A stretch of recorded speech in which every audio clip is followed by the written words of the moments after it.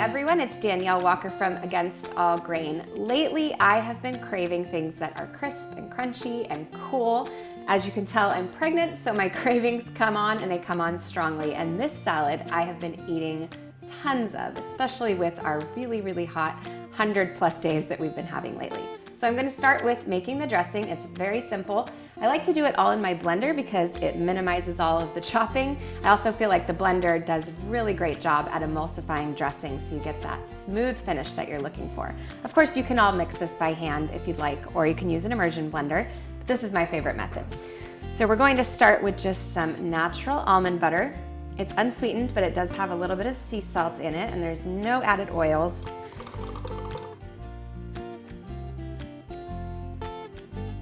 Okay, and then just add in a little bit of water to help keep this smooth.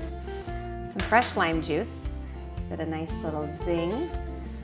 And then I have some maple syrup for just a hint of sweetness. You can use honey or you can also use coconut sugar if you'd like. Just a little bit of sesame oil and some rice vinegar. Next, we'll do some spices. So I like about a half a teaspoon of cayenne in here. If you don't like it too spicy, you can go down a bit on that, but I can tolerate it, and I am a spice wuss, as I've mentioned before. And a half a teaspoon of ground ginger. A little bit of sea salt. 1 garlic clove. The nice thing about this dressing is you probably have most of this on hand already and makes a little bit more than you need, and so you can keep a jar of it in your fridge and dip carrots in it or celery or just use it on other salads throughout the week. And then we'll do about a tablespoon or so of fresh cilantro. Okay. I've made this so many times now that I kind of eyeball it all. The flavors are perfect though if you follow the measurements. You can also do it to taste and add things as you'd like. So we're just going to blend this up and then I'll slowly add my olive oil.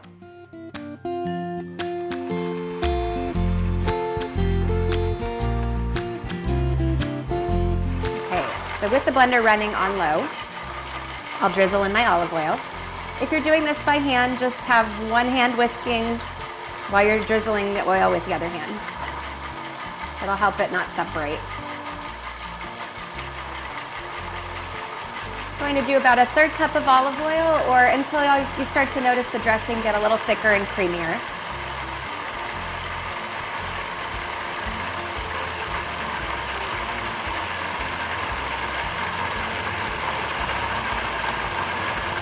Okay, that is it. So I'm going to put it in this cute little jar here. And then we'll pop it in the refrigerator.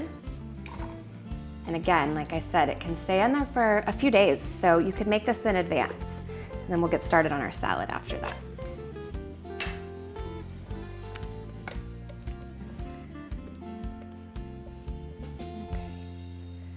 This dressing has such a great balance of spicy, sweet, a little bit of tang. The almond butter gives it such a nice, nutty flavor. All those flavors that you want when you're eating Thai food. I think I got it all there. Maybe one more. Perfect. I'm just gonna throw this in the refrigerator and then we'll get started on our salad. Now that we've made the spicy almond Thai dressing, I'm going to start by assembling the salad. It is so simple and all it takes is 4 of my favorite summertime crisp vegetables and a spiralizer machine. There's no cooking required. So I've got an English cucumber here and I'm just going to cut off the ends. You want to make sure that the ends are even and round so that the spiralizer machine can grasp onto them. If you haven't seen one of these before, this is called a spiralizer. It's a very inexpensive plastic machine that turns vegetables into noodles. So you just want to make sure that your suction cups are firmly placed onto your counter. You don't want any wiggle room or that can result in a cut finger.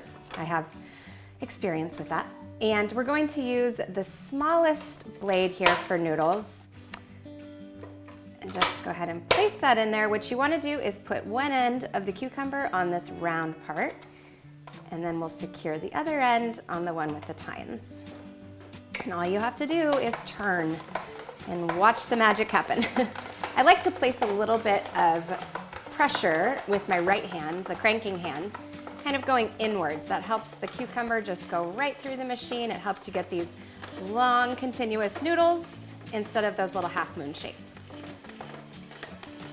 And what I love about this machine is it actually spits out the seeds in kind of one long piece, so you can discard those because those actually are what hold the most moisture and water.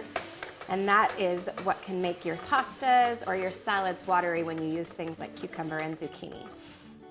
So we'll pull these out here, and as you can see, these are our little seed portions here. So we'll just stick those back there and pull this part off. And we can transfer these noodles straight to our bowl. Okay, next I'm going to do the carrot. Sometimes carrots can be tricky with spiralized machines because if they're not big enough, it won't be able to go through it. So I always look for a really large one at the grocery store. You know, if you don't have one of these machines, you can also use this. This is just called a julienne slicer. All you do is just pull it along the carrot and it's gonna create these noodles for you. So that works as well. This is actually more inexpensive than this. So really take your pick. But these are fun, especially for kids because it gives you those spiral cuts. So same thing with the carrot. I find with the harder vegetables like carrots and like the beet, you have to put a little bit more pressure with your cranking hand just to make sure that it gets through the machine and gets those big long pieces that you're looking for.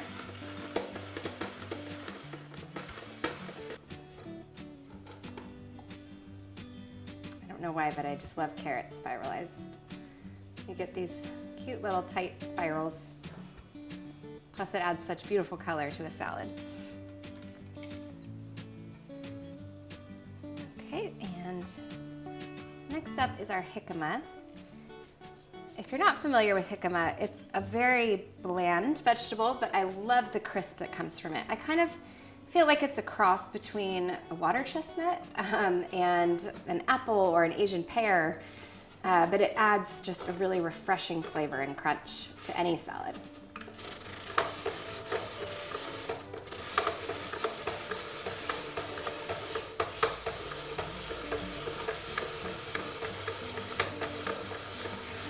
Now, some jicama can be really large when you purchase it in the store, so I just used a half here. It helps it kind of go through the machine a little bit easier. After you peel it, you can also just slice it up and keep it in your refrigerator. It tastes delicious dipped in that extra Thai dressing with some carrot sticks, or even in some of my herb ranch dressing as well. Okay, and lastly is a golden beet. And again, I'm just trying to make those sides even. Helps everything go a little smoother. This one is so beautiful when it spiralizes. Just these beautiful golden strands.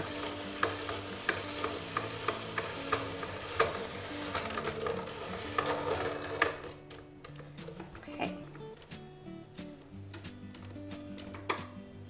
You could of course use, you know, a regular red beet, purple beet as well, but this adds beautiful color, plus the purple beets can dye everything else red or purple, so I choose to use yellow.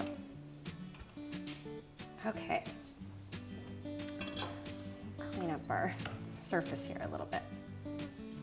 So to make things even easier, and again, I did say no cooking involved because that's the last thing you want to do on a hot day, I bought a rotisserie chicken and I just shredded up one of the breasts. We'll use the rest of the chicken on salads or, you know, to eat for dinner one night. We'll probably use the bones in chicken stock.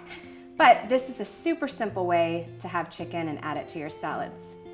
This is just one breast, it's plenty. This is gonna serve about 4 to 6 people. So just pile that in there. You can use any cooked chicken. You could use shrimp if you'd like, beef. You could also just leave this vegetarian. And then we have our Thai dressing. Now you can do this to taste, but I found that you need about half the amount of the dressing that you make, so keep the rest in the fridge for later use. All right, and I think every good salad needs an extra crack of pepper and salt. I think that's one of the things that's missing so frequently. Even if there's salt and pepper in the dressing, it's still really great to season it up. Okay, and we have some of the spicy almonds that I made up earlier. You can buy spicy almonds in the grocery store, but these are really simple. All I did was took some whole almonds and I coated them with a little bit of olive oil, maple syrup, and some seasonings, and I just baked them for 10 minutes. They get nice and crunchy, they have a wonderful spicy flavor, and they're the perfect topper for salads.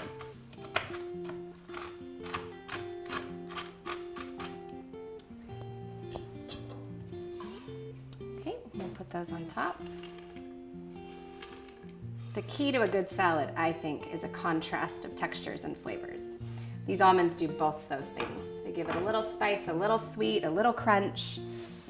And then fresh herbs, as well as that salt and pepper, are so essential in a good salad.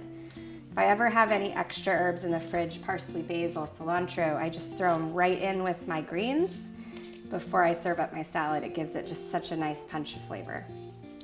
Stack these leaves up here and roll them up. It's kind of the easiest way to slice basil and have it look really pretty.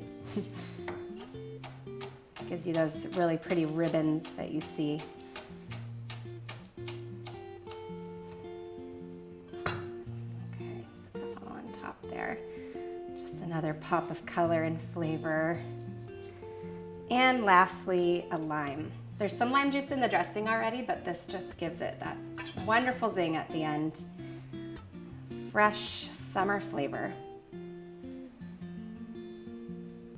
All right, this is all good and mixed, and I'm ready to dig in.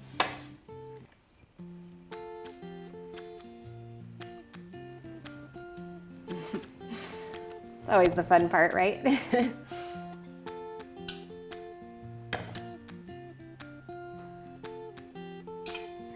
Make sure we get a little chicken on there, some of those almonds, and a little piece of basil for the top.